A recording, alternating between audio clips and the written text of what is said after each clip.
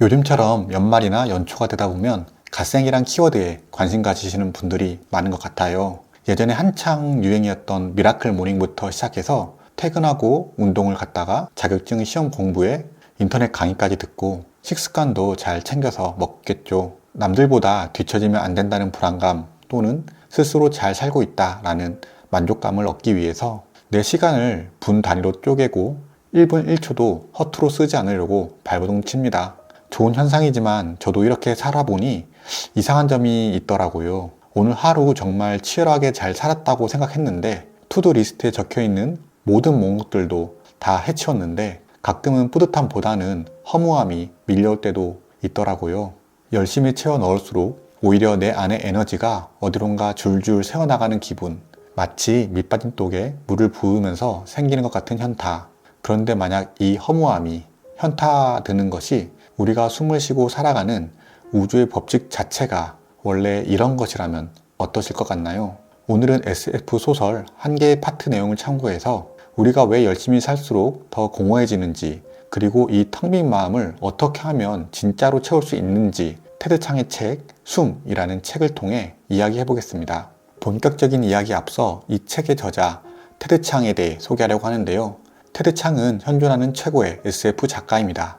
드니 빌레브 감독의 영화 컨택트를 보면 외계인의 언어를 배우며 자신의 미래를 보게 된 한 여자 이야기를 소개하는데요. 이 영화의 원작자도 이번에 소개해드릴 책의 작가이신 테드 창입니다.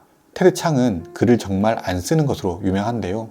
그가 쓰는 소설은 장편도 아닌 대부분 단편입니다. 하지만 발표하는 작품마다 전 세계 최고의 권위의 문학상인 휴고상, 네뷸러상, 로커스상을 휩쓸어버리는 바람에 문단계에서는 테드 창의 소설에는 실패작이 없다라고 한다고 합니다. 브라운 대학교에서 물리학과 컴퓨터공학을 전공한 그는 차가운 과학적 지식을 바탕으로 뜨거운 인간의 감정을 그려냅니다. 그의 소설은 단순히 로봇이나 우주선이 나오는 공상과학이 아니고 인간이란 무엇인가, 우리는 왜 후회를 하는가, 결말을 알고도 사랑할 수 있는가 같은 인문학적이고 철학적인 질문을 SF 소설 기반으로 우리에게 메시지를 던집니다. 오늘 소개할 책 숨은 그런 그가 내놓은 두 번째 소설집입니다. 이 책의 표제작인 숨 파트에서 세계관은 정말 독창적이고 아름답습니다. 이곳의 인류는 세계 허파라고 불리는 곳에서 끌어올린 고기압의 공기를 자신의 몸속 알루미늄 폐에 채워 넣습니다. 그래서 이 책에서는 이들이 주기적으로 공기통을 교체하는 일은 생명을 이어가는 숭고한 의식과도 같다고 합니다. 그런데 어느 날부터인가 기이한 현상이 발생합니다. 바로 세상의 모든 시계가 조금씩 빨라지고 있던 것인데요. 주인공인 해부학자는 이것은 시계 문제가 아니라 무언가 큰 변화가 일어나고 있다는 걸 직감합니다. 그는 진실을 밝히기 위해 자신의 뇌를 스스로 분해해서 들여다보는 실험을 감행하는데요. 그리고 알아낸 충격적인 진실은 다음과 같습니다. 시계가 빨라진 것이 아니라 대기 중에 기압이 점점 높아지면서 인간들의 몸에 대기압력 차가 줄어들게 되었고 그것으로 인해 공기가 흐르는 속도가 느려진 것이라고 합니다. 이렇게 우주 전체의 기압이 평형 상태로 가게 된다면 인류는 완벽한 정지 상태인 죽음으로 향해 가고 있던 건데요. 일종의 시한부 선고를 받은 것과 같은 상태가 되었습니다. 그리고 주인공은 자신의 뇌를 해부하면서 신기한 사실을 한 가지 더 목격합니다. 우리는 흔히 기억이 도서관의 책처럼 뇌 어딘가에 단단히 저장되어 있을 거라 생각하는데 주인공이 본 것은 달랐습니다. 기억은 고정된 물체가 아니라 공기가 흐를 때 뇌 속에서 움직이는 금박이 흔들리면서 만들어내는 찰나의 패턴과도 같다고 하는데요. 마치 모래 위에 쓴 글씨가 바람이 불면 사라지듯 공기의 흐름이 멈추면 기억도 자아도 완전히 증발해버린다는 뜻입니다. 이 대목을 읽고 저는 우리의 삶도 비슷하다고 생각했는데요. 혼자 좋은 책을 읽고 멋진 생각을 하고 혼자 일기장에 그 생각을 적어놔도 시간이 지나면 어떻게 되던가요? 그때 그 책 좋았지 라는 느낌만 남고 내용은 다 흩어져 버립니다. 24시간이 지나면 인스타 스토리 알람에서도 사라지듯 내 기억에서부터 잊혀집니다. 이렇듯 혼자 간직하는 기억은 멈춰버린 공기처럼 결국 사라집니다.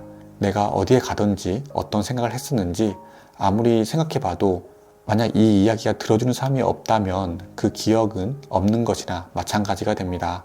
SNS 속 잊혀짐에 대한 공포, 그게 현실로 일어나는 건데요. 그렇다면 이 허무한 시한부 인생과도 같은 시간을 이길 방법은 없을까요? 숨책에서 주인공은 세상 속에서 기록을 남기며 이렇게 이야기합니다. 내 글을 읽는 행위를 통해 당신의 사고를 형성하는 패턴들은 한때 나의 사고를 형성했던 패턴들을 복제하게 된다.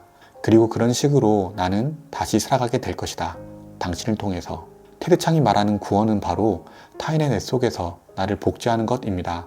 누군가 나의 글이나 생각을 같이 읽으면서 머릿속으로 옮겨가는 순간 주인공은 책 속의 인류는 다시 살게 될 것이라고 이야기합니다. 사실 우리의 삶도 크게 다르지 않다고 생각합니다. 내가 읽은 책에 대해 이야기하고 내 고민을 털어놓고 상대방이 같이 공감하며 시간을 보낼 때 나의 생각들은 패턴들이 상대방의 머릿속에 옮겨가서 연결되면서 복제를 통해 생명을 얻게 되는 것입니다. 서로의 생각을 깊이 파고드는 대화만이 우리들이 사라짐의 공포에서 구원할 수 있다는 얘기입니다. 다시 처음의 질문으로 돌아가 볼까요? 우리는 왜 그렇게 치열하게 살면서도 밤마다 허무함을 느꼈던 걸까요? 아마 우리는 무의식적으로 이런 생각을 하고 있었을지 모릅니다. 혼자서 자격증을 따고 혼자서 독서를 하고 혼자서 운동을 하며 만든 그 완벽한 하루가 나 혼자만 알고 있는 기억이라면 결국 숨책에 나온 내용처럼 공기 중으로 흩어져 버린다는 사실을 무의식적으로 알 수도 있습니다. 책 주인공의 이야기처럼 우리가 우주의 숙명을 줄여가며 내신 그 숨이 낭비가 아니라고 생각합니다. 여러분이 오늘 하루 갓생을 살기 위해 쏟아부은 그 에너지가 단순히 소모로 끝나지 않으려면 그 치열했던 시간 속에 느낀 감정과 생각을 누군가에게 전하는 것 역시 좋은 방법 중에 하나라고 생각합니다. 나의 노력이 타인의 기억 속에 각인될 때 비로소 여러분의 하루는 증발하는 것이 아니라 책의 내용처럼 연결되게 됩니다.